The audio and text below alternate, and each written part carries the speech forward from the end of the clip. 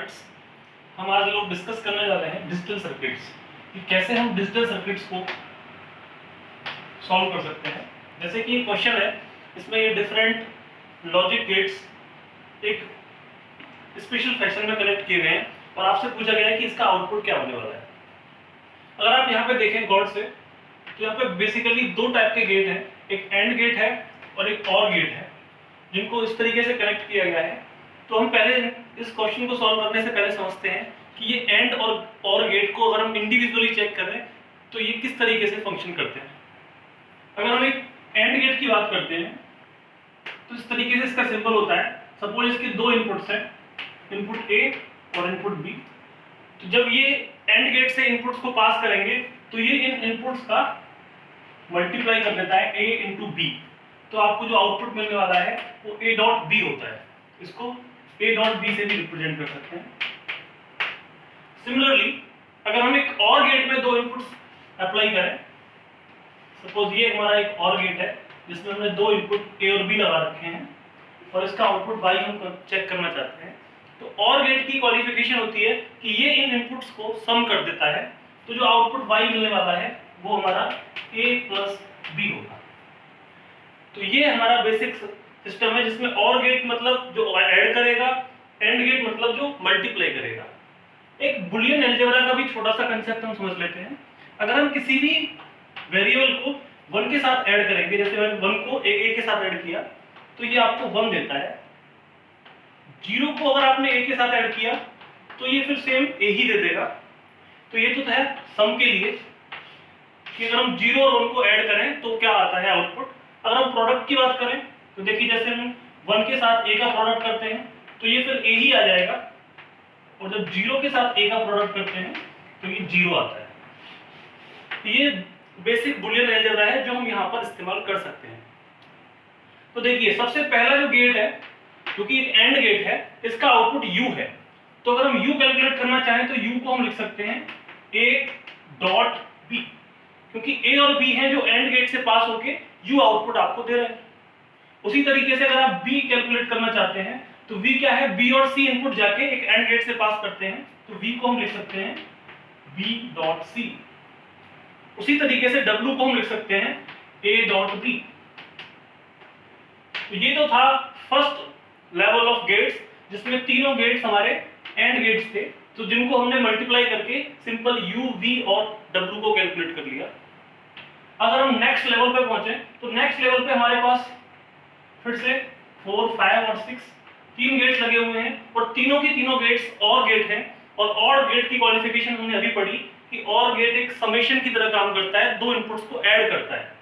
तो अगर हम ये x, y और z कैलकुलेट करना चाहें तो x होगा हमारे पास a प्लस u, y होगा हमारे पास b प्लस b, z होगा हमारे पास c प्लस w। और u की वैल्यू, v की वैल्यू और w की वैल्यू हमें ऑलरेडी पता है, तो हम लिख सकते हैं x is equal to a plus a into b। a plus a भी लिख सकते हैं इसको। उसी तरीके से y को हम लिख सकते हैं b प्लस bc, और z को हम लिख सकते हैं c प्लस ab।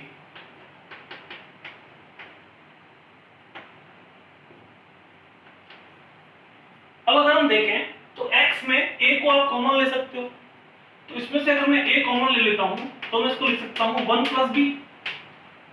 और 1 में अगर हम किसी भी चीज को ऐड करते हैं तो वो 1 ही देता है। तो इसका मतलब ये जो a टाइम्स 1 प्लस b है, ये मेरा a डॉट 1 हो जाएगा, और a डॉट 1 हमारा a होता है। तो इस x इनपुट को या फिर x जो आउटपुट आ रहा है उसको मैं a ही लिख सकता हूं। उसी फैशन में अगर आप y को कंसीडर करें तो y को आप देखेंगे, y आपको दे रखा है b प्लस bc, जिसको आप लिख सकते हैं b टाइम्स 1 प्लस c, और 1 प्लस c को आप फिर से 1 लिख सकते हैं, तो इसे लिखेंगे आप b डॉट 1 जो कि होता है b। तो जो y आपका आउटपुट या फिर इस गेट का इनपुट है वो हमारे पास b आ जाएगा। x आया हमारे पास a, y आया हमारे पास b, लेकिन क्योंकि z में c प्लस a भी लिखा हुआ है और इसमें से आप कोई भी सिंपलीफिकेशन नहीं कर सकते हैं, तो इसको as it is c plus a भी ही मान लेते हैं। अब हम आते हैं आउटपुट के पास, जो हमारा मेन टास्क है। हमें इस पूरे सर्किट का आउटपुट कैलकुलेट करना था और देखना था कि इनमें से क्या ऑप्शन सही है। तो हमें पता है x, y और z एक एंड गेट के पास जा रहे हैं, जो कि हमारा 7th गेट है और एक एंड गेट है, और एंड गेट जितने भी इनपुट्स होते हैं उन सबको मल्टीप्लाई करता है। तो यहाँ पर 3 इनपुट्स हैं, तो ये तीनों इनपुट्स को मल्टीप्लाई करेगा, तो हमारा जो एक्चुअल में आउटपुट आने वाला है वो हो जाएगा x y इंटू z। तो x y z से आप लिख सकते हैं। अब x की वैल्यू आपको पता है जो कि a है, y की वैल्यू पता है b है, और z की वैल्यू पता है c प्लस ab। तो ये है हमारा आउटपुट, लेकिन अभी भी हमारा आउटपुट डिजायर्ड फॉर्म में नहीं दिख रहा है कि इनमें से क्या आउटपुट हो सकता है, ये हमें चेक करना है। अब ये हम कैसे चेक कर सकते हैं, देखिए इसे आप लिख सकते हैं ABC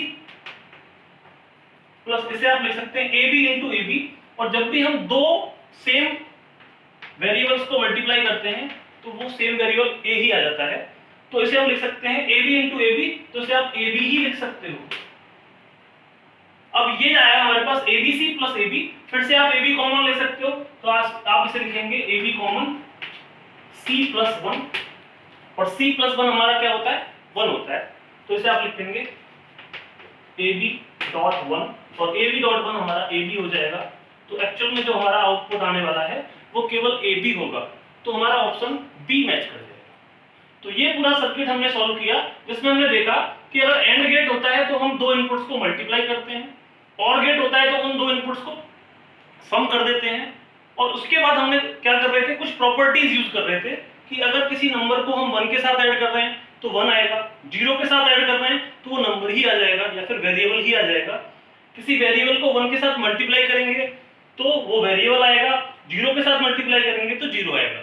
ये प्रॉपर्टीज हमने यूज की, कहीं पे हमें कॉमन लेने की जरूरत पड़ी तो हमने कॉमन लिया, और एक प्रॉपर्टी जो हमने यूज की वो थी कि अगर हम किसी भी वेरिएबल को उसके साथ ही मल्टीप्लाई करते हैं तो वो सेम वेरिएबल आता है, या फिर किसी वेरिएबल को उसके साथ ही ऐड करते हैं तब भी वो सेम वेरिएबल आता है।